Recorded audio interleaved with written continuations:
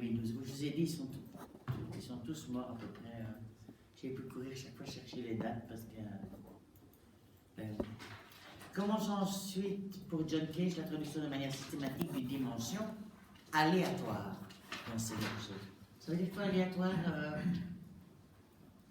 Sans ordre, sans précision. Au hasard. Voilà, et pas prévu en tout cas, pas imaginé. Une des pièces connues pour cela est Imaginary Landscape, numéro 4, pièce pour 12 postes de radio, datant de 1951. Il est évident que le morceau ne peut absolument jamais être reproduit à l'identique. Évidemment, si vous ouvrez 12 postes de radio en même temps, vous n'allez jamais avoir le même morceau. Le premier happening de l'histoire est dû à John Cage en 1952 avec le morceau 4 minutes 33. C'est une pièce pour n'importe quel instrument, évidemment. C'est quoi les 4 minutes 33? C'est le silence. Ben voilà. À partir de 1954, Cage s'intéresse aux champignons, mais particulièrement aux liens qu'ils ont avec la musique, ce qui fera de lui un mycologue réputé. Champignons. Les champignons. Là, je vous ai mis tous les... Quand dans la définition pour Rauschenberg, on vous citait des noms, je vous les ai illustrés pour vous donner une image, hein, comme John Cage, Satie, tout ça. Maintenant, on revient à notre ami Rauschenberg. Donc, il vient étudier à Paris en 1948, qui fait un séjour en Europe, en Afrique du Nord, qui travaille avec l'artiste, et vous voyez, Twombly. C'est intéressant parce que j'ai remarqué qu'il y avait une expo pour le moment à Beaubourg sur lui. Il crée des collages qui annoncent sa méthode de combinaison de thèmes disparates, dont la plupart des motifs prendront définitivement place dans son registre iconographique. Il commence à explorer la technique du transfert avec solvant dans son travail de dessin en 1958, une série de photographies délavées par du solvant. Vous avez déjà essayé ça? Prenez une page de magazine et en frottant à l'arrière avec du thinner cellulosique ou du thinner synthétique ou je ne sais plus, ça se remet sur votre feuille de papier, mais avec des effets un peu... voilà. Et lui, il s'amuse, voilà, vous voyez, et là, je vous ai mis avec Kennedy des choses qui sont un peu, comment dire, sans lien apparent, en tout cas direct entre eux. Donc lui, il est mort en 2008. Voilà. Donc Rauschenberg, il crée ensuite les œuvres de sa deuxième série, qui sont des monochromes blancs. Il y en avait déjà eu un qui avait fait ça, C'était qui avait fait des monochromes blancs? Ben oui, Malevich. Hein? Ben voilà. C'était en quelle année à peu près les carrés blancs sur fond blanc? 15. Voilà, 15-20. Et ben voilà, en 51, on recommence. Sauf que la différence, c'est que c'est tout à fait différent les carrés blancs sur fond blanc de Malevich et les white painting de Rauschenberg. Les objets que j'utilise sont la plupart du temps emprisonnés dans leur banalité ordinaire. Aucune recherche de rareté. À New York, il est impossible de marcher dans les rues sans voir... Oui, un problème? Une remarque intéressante? Vous dites?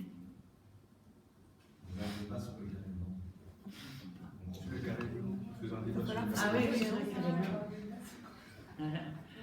À New York, il est impossible de marcher dans les rues sans avoir une boîte de carton. Je ne faisais que les prendre et les rendre à leur nom propre. Dans ma vie, j'ai toujours ressenti de la joie en travaillant. Je ne sais pas si j'ai tort ou raison, mais je pense que presque tous les artistes éprouvent une part de cette joie. Moi, j'en ai même trop. Quand j'utilise des images, je m'efforce de montrer que le moment est passé. La photo arrive inévitablement trop tard. J'utilise ainsi beaucoup d'images imprimées, déjà reproduites, qui accusent ce caractère. Plutôt que de penser qu'elles sont des réductions destructives, il serait plus judicieux de les considérer comme John Cage, comme des écrans hypersensibles, que Cage définissait comme des aéroports de lumière. Ça, je trouve très joli comme expression. Cette surface blanche est un aéroport de lumière, d'ombre et de particules. Devant ces œuvres, chaque modulation de la lumière, de l'atmosphère, s'inscrivait sur leur surface. Rauschenberg lui-même disait qu'elles étaient affectées par les conditions ambiantes, de telle manière que vous pouviez dire combien de personnes étaient dans la pièce. Ben voilà. Ça, c'est évident que si de nouveau on doit vivre avec notre perception sensible, c'est un peu ça que ces années-là remettent en avant. Eh bien, quand vous êtes dans une pièce, s'il y a 80 personnes ou s'il y en a deux, tout va être changé, les murs, l'air, tout. Et la lumière sur les tableaux varie, l'ombre aussi, voilà. Et donc, c'est une sorte d'aéroport de lumière, d'ombre et de particules. Et donc, il va nous en faire d'autres. Il voyage en Europe et au Maghreb en compagnie de Trombley, qu'il a rencontré lors de ses études en Europe. Durant son voyage, il continue à créer, travaille à une série d'assemblages, de collages, de petites boîtes suspendues. Ses œuvres exposées à Florence et à Rome annoncent sa méthode de combinaison de thèmes disparates. Ça, c'est le red painting. Il entre à New York en 1953, commence à travailler de la série des red painting, qui, selon certains, seraient les premières ébauches des combine painting. Ces toiles sont composées de morceaux de journaux et de tissus à motifs. Voilà. Donc, c'est des toiles rouges, une série rouge, et puis une série de combinés. Le pop art veut que l'objet reste objet en soi, dans son lieu propre, avec sa marque propre et son usage propre. Alors que dans mes premiers travaux, j'étais déjà plus attachée à le transformer. C'est la danse qui rend claire la conscience du moment présent, partagée à la fois par le danseur et le spectateur. Le corps est l'événement, et cet événement n'existe qu'une fois. Il est frustrant que l'art du peintre ou du sculpteur ne puisse jamais approcher ce présent toujours changeant. Ne dit jamais rien de cette vie du corps indépendant de l'art. Alors Joseph Albers, je vous en avais déjà parlé quand on a vu le Bauhaus, c'est le Belge un peu fier, fut le plus grand professeur que j'ai jamais eu, dit Rauschenberg. Ce qu'il enseignait portait sur l'ensemble du monde visuel. Il ne nous apprenait pas à faire de l'art, il s'intéressait à votre manière de regarder. Vous voyez? Alors voilà, des séries de M. Rauschenberg, qu'on appelle les combines. Ce sont donc des assemblages abstraits de différents types de matériaux recouverts de peinture. Il commencera à l'écrire en 1954 après sa rencontre avec Jasper Jones, qui fut son amant pendant quelques années. Ben maintenant, on peut mettre ça, c'est un peu la mode. Il intègre à la surface de ses peintures abstraites des objets trouvés dans la rue, tels que des peluches, des roues, des sièges, des horloges.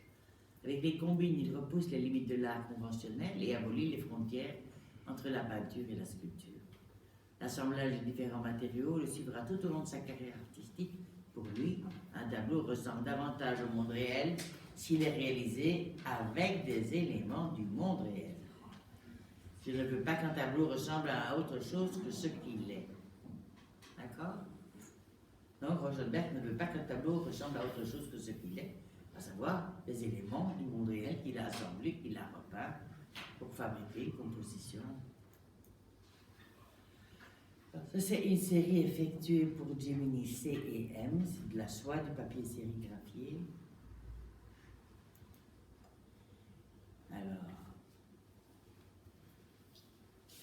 dès 1954, Rauschenberg utilise des matériaux bruts dans ses peintures, jouant à la fois de leur réalité et de leur déchéance, par l'intégration dans un aspect pictural qui rappelle l'aspect lépreux des murs new-yorkais, recouverts d'affiches déchirées et de graffitis.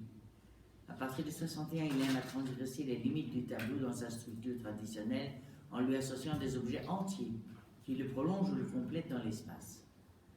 Fondé sur l'hétérogénéité de ses composants, l'art de Rauschenberg affirme cependant toujours l'unité de l'œuvre, par un traitement proprement pictural qui orchestre les éléments de l'assemblage. Ça va? Vous voyez ce qu'il raconte là? Donc il met des objets, et évidemment il les compose de manière esthétique, de manière picturale, ces objets. Hein? Ils sont peut-être hétérogènes, ils n'ont rien à voir les uns avec les autres, mais une fois qu'il les a mis ensemble, ils forment un tableau. D'accord? Voilà par exemple un tableau qui s'appelle Monogramme, où vous avez des collages, des peintures, une sorte de tête de...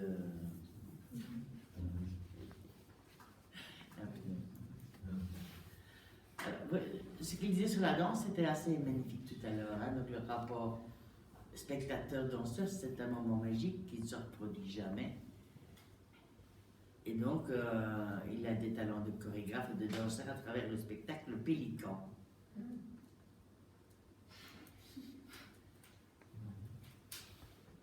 Alors, des œuvres, mais aussi un engagement pour les autres. En 1970, l'artiste américain rejoint un groupe d'artistes qui protestent contre la guerre au Vietnam. Vous m'étonnez, on est 2 ans après 68, je vous ai dit, c'est un peu l'époque. Pendant la 35e année, Biennale de Venise, pour montrer leur désaccord, ils retirent tous leurs œuvres des pavillons des États-Unis pour comment dire, protester contre les Américains qui font la guerre au Vietnam. Dans les années 80, il fait le projet Rauschenberg, Overseas Culture, interchange, pour développer une communication entre les différentes cultures. Grâce à ses finances personnelles, il met en place ce projet qui regroupe 11 pays de tous les continents, comme la Malaisie, le Japon, le Chili, l'Allemagne de l'Est ou encore les États-Unis. Il consacre également plusieurs millions de dollars à la recherche médicale ainsi qu'aux femmes et aux enfants dans le besoin. Il finance également d'autres artistes ainsi que des politiciens. Puis le 12 mai 2008, il meurt sur l'île Captive en Floride, où il résidait depuis plusieurs années. Donc, engagement humain, mondialiste et tout ça. Alors, maintenant, c'était qui celui-là? Rauschenberg. Maintenant, Jasper John, de son côté, présente l'objet dans sa nature propre, même si elle devient prétexte à des développements picturaux. Il commence à partir de 1955 ces séries de drapeaux qui assimilent la toile à l'objet, lequel se trouve alors dénaturé, aussi bien dans sa matière que dans sa couleur. Jones, écrit Laurence Holloway, a pris des signes d'une extrême banalité et il les a peints avec une exquise attention à leurs caractéristiques artistiques. Si bien que nous ne savons plus si nous appréhendons à travers eux le signe même ou si nous en sommes distraits, c'est-à-dire chargés par leur voilement.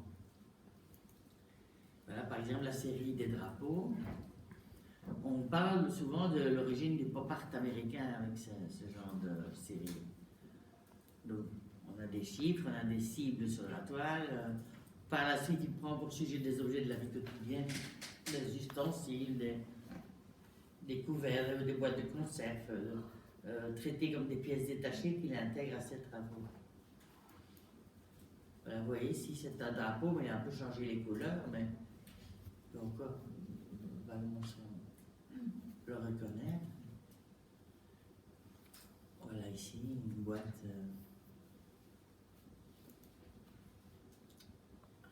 Le côté sombre et littéraire ça s'appelle Tennyson. Commence déjà à surgir dans certaines œuvres comme Tennyson Hommage à un poète homosexuel au destin tragique. Les références à l'homosexualité sont déjà importantes au début de sa carrière. C'est relativement, discret. On voit le nom du poète. Et c'est très rare à l'époque. On allait encore en prison pour ça. Ce voilement, l'organisation picturale apparente demeure chez lui, donc chez Jasper John, comme chez Rauschenberg, la première préoccupation même lorsque l'objet est directement intégré dans la création. Comme les boîtes de bière de la marque Valentine ou les boîtes de pinceaux fondues en bronze et peintes. L'objet créé prime sur l'objet intégré. Hein? Si vous mettez une boîte de conserve dans un tableau, c'est clair que c'est la manière dont elle est intégrée qui est plus importante que c'est plus n'importe quelle boîte de bière. Sur le plan de la figuration, écrivait William Seitz dans sa préface à l'exposition de l'art d'assemblage, la pratique de l'art d'assemblage élève les matériaux d'un niveau de simple relation formelle à celui d'une poésie associative. Tandis que les mots et les chiffres ont à l'inverse tendance à se formaliser. Voilà, ça sont par exemple les boîtes de conserve.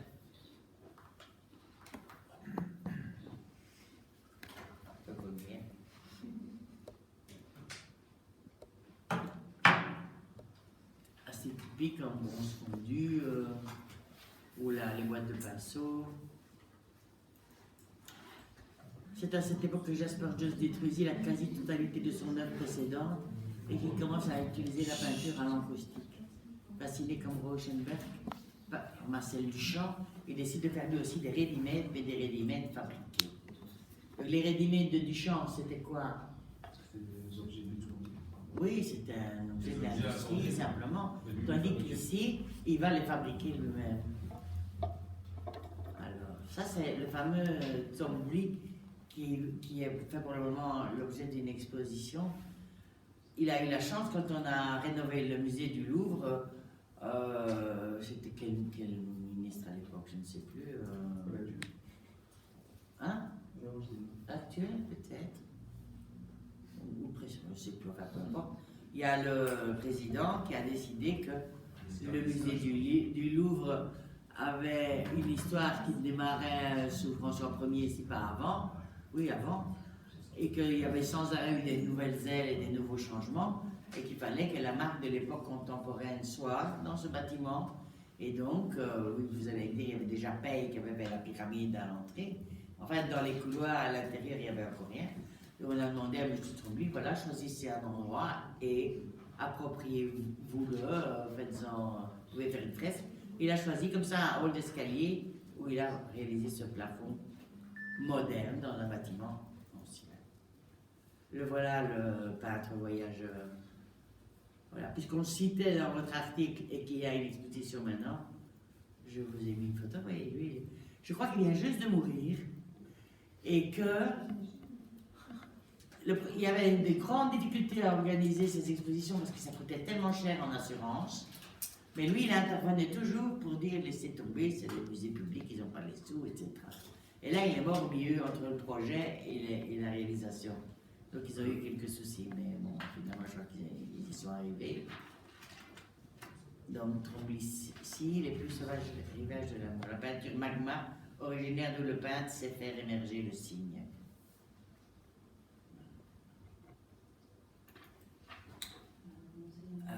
Marcel Brotart, pense bête, c'est un petit peu les mouvements un petit peu équivalents de chez nous, belges, si vous voulez.